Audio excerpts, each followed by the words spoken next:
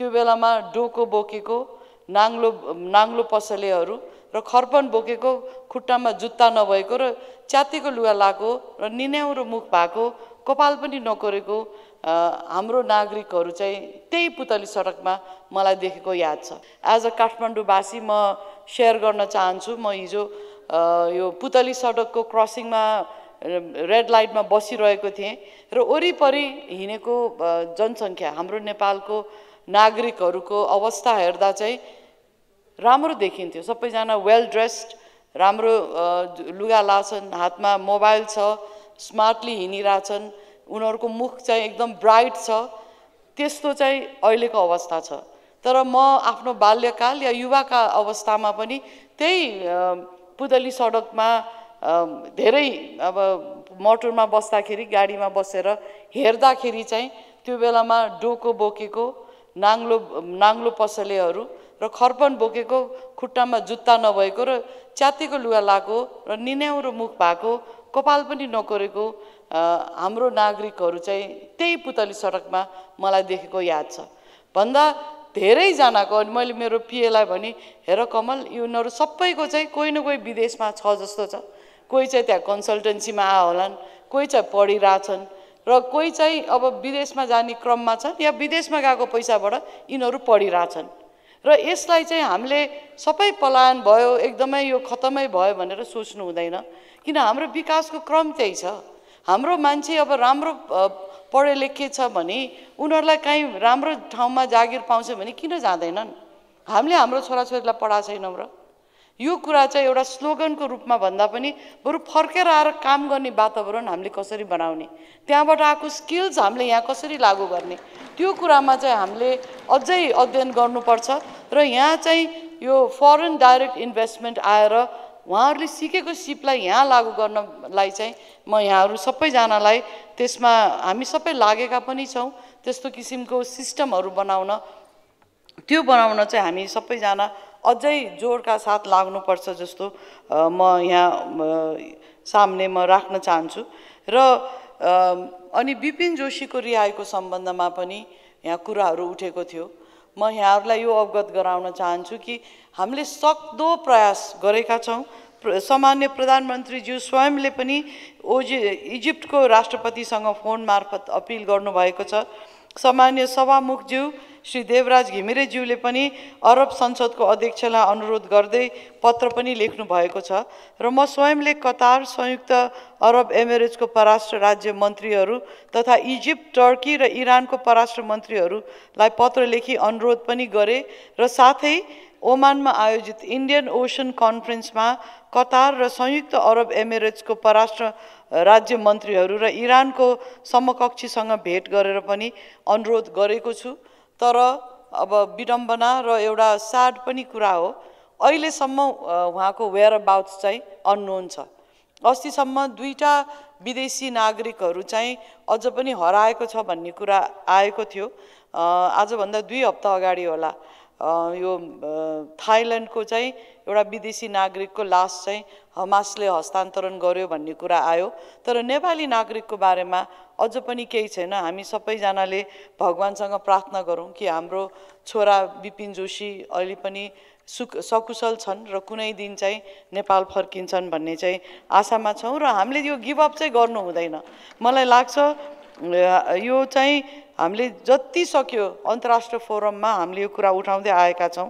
र हिजो अरू पनि कुरा उठाएको थियो नेपालको भूभाग सम्बन्धमा, सीमा सम्बन्ध समस्याको सन्दर्भमा द्विपक्षीय उच्च स्तरीय वार्ता एवं स्थापित संयन्त्रद्वारा समाधानको पहल जारी रहिरहेको छ। यो दक्षिण सम्मको सीमा होइन, उत्तरतिरको सीमा, दुईटै सीमाको चाहिँ गत 1-2 वर्षदेखि वार्तै भएको रहन्छ। अहिले चाहिँ त्यो वार्ताको प्रयासहरू अगाडि बढिरहेको छ र केही समाधान यसबाट आउँछ जस्तो मलाई लागेको छ। र सरकारवाला निकायहरूसँग निरन्तर समन्वय हुँदै आएको छ। र भारतमा यो बन्दीहरूको त मैले भनिसकेँ। र एनआरएन र डायस्पोरा सम्बन्धमा चाहिँ गैर आवासीय नेपालीहरूको ज्ञान, सिप पुँजीका लागि नेपालको विकास लगाउन र निजी क्षेत्रमा जोड्न सन्दर्भमा परराष्ट्र मन्त्रालयले प्राथमिकताका साथ हामीले काम गरिरहेका छौँ र यो प्लस अहिले चाहिँ बाहिर रहेका प्रतिभाहरू सबैजना एनआरएनमा आएर बिजनेस चाहिँ स्थापना गर्ने खालका नेपालीहरू मात्रै विदेशमा छैनन् जो चाहिँ भोलि प्रोफेसर हुन सक्छन्, टिचर हुन सक्छन्, रिसर्चर हुन सक्छन्। उहाँहरूलाई पनि रिच आउट गर्न चाहिँ अब भोलि कि पर्सि हामीले एउटा वर्कसपै राखेका छौँ कसरी उहाँहरूलाई चाहिँ कनेक्ट गर्ने र एनआरएन चाहिँ अलिकति अब हामी नै हो राजनीतिज्ञहरू अलिकति पोलिटिसाइज पनि भयो। अब यो पोलिटिक्स आफ्नो ठाउँमा छँदैछ तर त्यो बाहेकको डियास्पोरामा हुनुभएको एकदमै दिग्गज व्यक्तित्वहरूलाई पनि हामीले कसरी ल्याउने भनेर एउटा एक्सर्साइज गरिरहेका छौँ र यो एक्सर्साइजको पुरा श्रेय म आफै पनि मात्रै लिन चाहदिनँ। म भन्दा सिनियर हाम्रो परराष्ट्र मन्त्री प्रदीप गेवालीजी हुँदा उहाँले सुरु गर्नुभएको अभ्यास हो र यसलाई चाहिँ अलि निरन्तरता दिएर हामीले पर्सि नै वर्कसप राखेर यसलाई अगाडि बढाउने उसमा के अरे कोसिसमा लागिरहेका छौँ र त्यस्तै गरेर आर्थिक कूटनीतिक प्रबन्ध सम्बन्धी पनि पहिला छुट्टै हुने चाहिँ धेरै रहेछ। यो नेपाल टुरिज्म बोर्ड आफै जाने र आइबिएन पनि आफै जाने। अहिले चाहिँ हामीले एकजुटै भएर परराष्ट्र मन्त्रालय, आइबिएन र हाम्रो यो नेपाल टुरिज्म बोर्डले जोइन्ट वर्कसपहरू गरिरहेको छ र 8-10 दिन अगाडि हामीले चाहिँ हाम्रो जति पनि यो गल्फ एरियामा भएका राजदूतहरू, युरोपमा भएका राजदूतहरूसँग के सम्भावना छ, के कुरामा चाहिँ प्राथमिकता दिन सकिन्छ भनेर हामीले एउटा वर्कसप गऱ्यौँ। त्यस्तै हिजो पनि यो चन्द्रगिरीमा गएर प्राइभेट सेक्टर र 4-5 देशका काउन्सिलरहरू पनि विदेशदेखि नै आउनु भएको थियो। कुन सेक्टरमा लगानी गर्नुपर्छ भन्ने कुराहरूमा चाहिँ छलफलहरू निरन्तर चलाइरहेका छौँ र साथै हामीले चाहिँ अर्थ मन्त्रालयलाई पनि, ट्रेड मिनिस्ट्रीलाई, वाणिज्य मन्त्रालयलाई पनि के कुरामा चाहिँ हामीले सुधार गर्न सक्छौँ त, गर्नुपर्ने रहेछ भन्ने कुराको पनि फिडब्याकहरू चाहिँ हामीले दिइ नै रहेका छौँ। र अर्को अब हामीलाई अलिकति अप्ठ्यारो पर्ने कुरा जसमा चाहिँ अब यहाँहरूलाई पनि म यसमा रोल खेलिदिनुस् भनेर म अनुरोध गर्न चाहन्छु। नेपाल चाहिँ नेक्स्ट इयर एलडिसी ग्रेजुएसन हुन्छ। हामी चाहिँ अति कम विकसित राष्ट्रबाट हामी अगाडि बढ्छौँ। यसका लागि पनि थुप्रै कुराहरू चाहिँ इन प्लेस हुनुपर्दो रहेछ। हाम्रो जिनिभामा हुनुभएको वाणिज्य दूत, त्यस्तै गरेर न्युयोर्कमा भएको वाणिज्य दूत र यही मन्त्रालयले पनि यसमा चाहिँ धेरै एक्सर्साइजहरू गरिरहेको छ र यसको चाहिँ जिम्मेवारी Nepal planning commission, national planning कमिसनले पाएको छ र हामी पनि एउटा सहकार्य गर्दै यसमा चाहिँ के कुरा हामीले नेपालले चाहिँ फुलफिल गर्नुपर्छ भन्ने काममा चाहिँ हामी लागिरहेका छौँ। र सामान्य सभामुख महोदय, राजदूत नियोगको राजदूतहरूको सम्बन्धमा पनि हिजो प्रश्न उठेको थियो।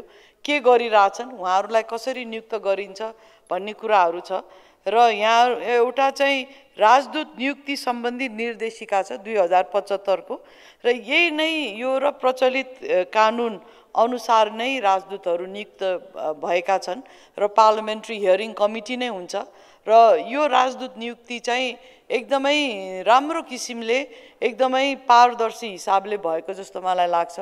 1-2 जनाले त अब त्यहाँ सबै फुलफिल नगर्न सक्नु भएको भएर विथड्र पनि गरेको थियो र यो पनि गभर्नमेन्टको एउटा कमिटमेन्ट हो कि जे चाहिँ कानुनमा छ त्यही नै हामी पालना गर्छौँ भन्ने हाम्रो कमिटमेन्ट हो। र अहिले चाहिँ हामीले अनरी काउन्सिलहरू पनि नेपालले विदेशमा नियुक्ति गर्ने अरुनरी काउन्सिलको पनि एउटा स्ट्यान्डर्ड हुनु पर्यो भनेर त्यसको पनि रिभाइज भएर अब चाँडै नै पास हुन्छ।